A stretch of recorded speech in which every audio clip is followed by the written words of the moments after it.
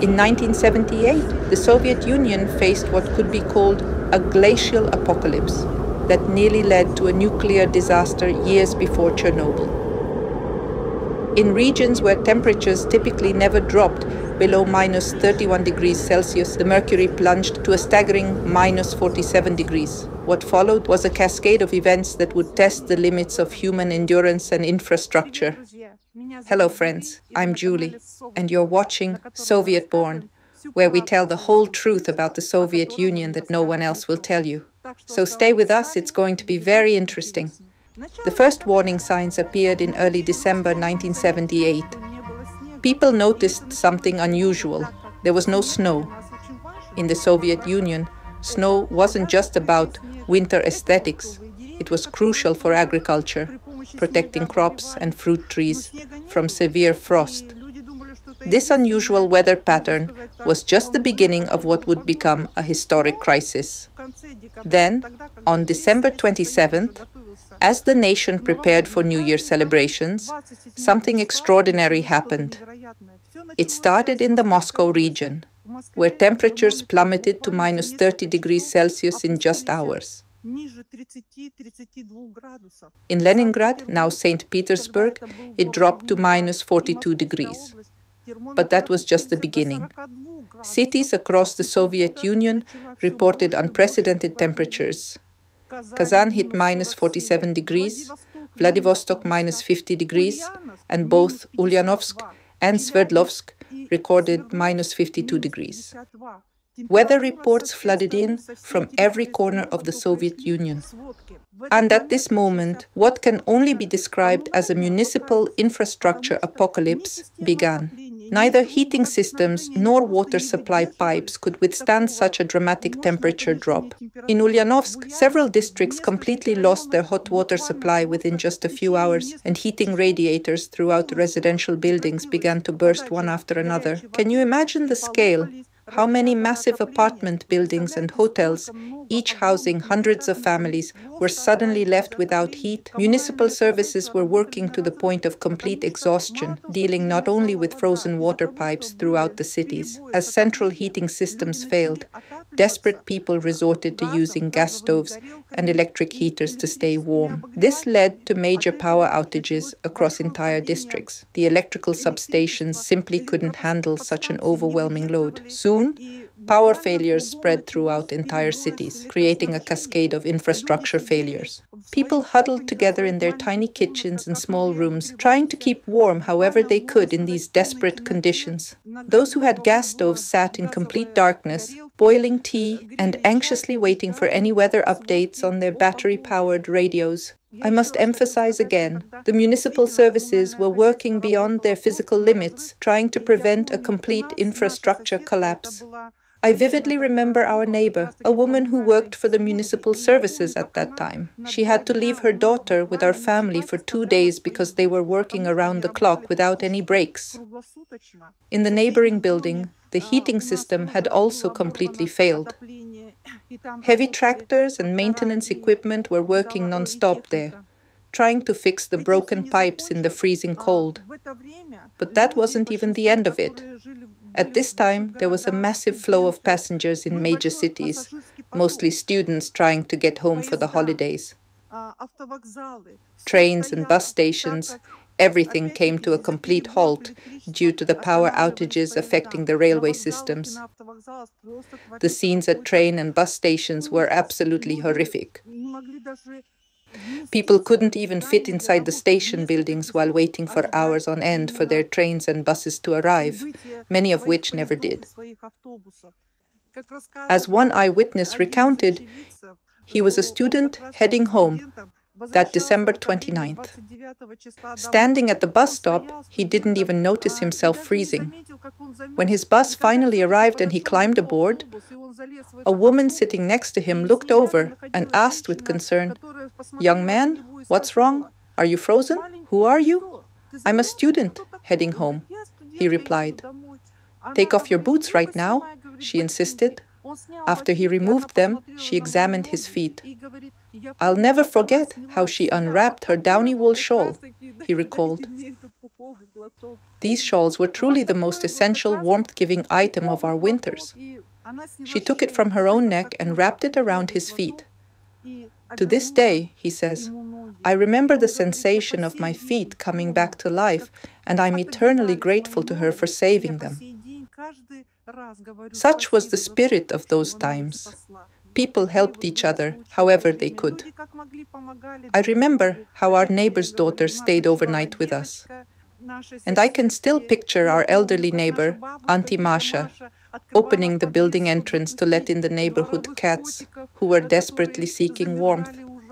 Nobody complained back then, though nowadays people would protest about turning the entrance into what essentially became a shelter. All the kitties and doggies would huddle near the radiators, finding refuge from the brutal cold. Though the thermometer showed a terrifying minus 50 degrees Celsius, there was something even more frightening than just the cold. I remember wanting to buy a bottle of lemonade, but it was only available at a distant store. The wind that day was merciless, cutting through everything like invisible knives. No matter how many layers you wore, the wind would find its way through, stealing every bit of warmth from your body. The thermometer showed around minus 30 degrees, but the wind chill made it feel like minus 50 degrees. Years later, during my military service in the Arctic region, I came to understand something fascinating about extreme cold. A still day at minus 50 degrees could actually feel more bearable than a windy day at minus 30 degrees. But back then, as a young boy facing that fierce wind, it was different. The wind was relentless, transforming even relatively moderate temperatures of minus 30 degrees or minus 35 degrees into something unbearable, as it penetrated through every fiber of clothing. Despite these harsh conditions, my teenage craving for that lemonade was unstoppable. I set out like a soldier charging into battle. Somehow I made it to the store, clutching that precious bottle of lemonade with pure joy. The journey back home is mostly a blur in my memory. That winter of 1978 taught me some creative survival skills too. Finding any warmth in our apartment was like searching for an oasis in a desert. My ingenious solution, though probably not the safest, was to barricade myself in our tiny kitchen. It couldn't have been more than 5 to 6 square meters. I would meticulously seal off every possible gap where cold air might sneak in, then turn both stovetop burners to full power. That makeshift heating system became my study haven, the only way I could stay warm enough to focus on my homework. The authorities were broadcasting urgent warnings: conserve electricity, stay indoors, and, most critically, avoid alcohol during the upcoming New Year celebrations. They repeatedly urged people not to visit each other or gather in groups. The danger was real. Under the influence of alcohol, people might step outside, not feel the deadly cold, and never return. These weren't empty warnings. Being in third grade at the time, I felt the disappointment deeply when they cancelled school activities. I vividly remember our heartbreak when the New Year's celebration was called off. For us elementary school children, these celebrations were the highlight of our winter. But on December 28th, like everything else, safety concerns prevailed. At that time, my mother's younger sister was living with us. Mom came from a large family. My Aunt Vera was studying at a teaching college, and she had a crucial exam scheduled for December 29th. I was awakened that morning by shouting, a heated argument between my mother and Vera. Mom's voice rang through the house. I told you, you're wearing the felt boots and my fur coat. I can still hear Vera's protests. No way I'm going out like that. Picture trying to convince a fashionable 17-year-old girl to wear clunky felt boots and a heavy sheepskin coat. It seemed impossible. But my mother stood her ground, absolutely firm. You're not leaving this house. Either you dress exactly as I say, or you're not going to that exam. After much drama, Vera finally relented, putting on the fur coat and felt boots. Only then was she allowed to leave for her exam. Later that evening, in our kitchen, Vera approached my mother, hugged her tight, and thanked her profusely.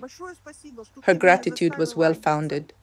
They had to rush one of her classmates to the hospital with severe frostbite during the exam. Many people suffered severe frostbite during those days, and sadly, we'll never know the true number of lives lost to that merciless cold. But while we were all struggling with our personal battles against the cold, an even greater danger was developing nearby, one that could have changed the course of history. Few people know about a near-catastrophic incident at the Beloyarsk Nuclear Power Station in the Sverdlovsk region on December 29, 1978, as temperatures plummeted to an unprecedented minus 47 degrees. The extreme cold triggered a series of events that would test the limits of human courage and endurance. The Arctic-like conditions created a dangerous situation at the nuclear facility. The brutal temperature difference caused structural damage, leading to a fire that ignited crucial equipment and began spreading rapidly through the facility's systems. With the flames approaching critical areas of the nuclear plant, the situation was becoming increasingly dangerous with each passing minute. When firefighters arrived, they faced an impossible challenge. The main building was engulfed in smoke, and the extreme cold was freezing water in their hoses. Working in gas masks with zero visibility, they fought the blaze while the electrical systems remained live, something unprecedented in firefighting history. With local forces overwhelmed, military cadets and trainee firefighters were called in to help. For 20 grueling hours, these brave men battled the flames. Meanwhile, authorities prepared for the worst, positioning 300 buses and several trains to evacuate the nearby town of 16,000 power plant workers and their families. Against all odds, the firefighters prevented what could have been one of the worst nuclear disasters in history. As I was preparing this video and thinking back to 1978, and really all the years before 2000, something striking dawned on me. Today, as I'm filming, it's only minus 13 degrees Celsius here, remarkably warm for January in the Urals. Typically, we'd expect such temperatures in March. The snow at this time of year should be this high, but now we barely have any coverage. For the first time in our history, we couldn't even build our traditional ice towns and winter slides. Yes, we might enjoy wearing fewer layers now, but this dramatic transformation of our winters tells a disturbing story. I can't help but wonder what these changes mean for our future.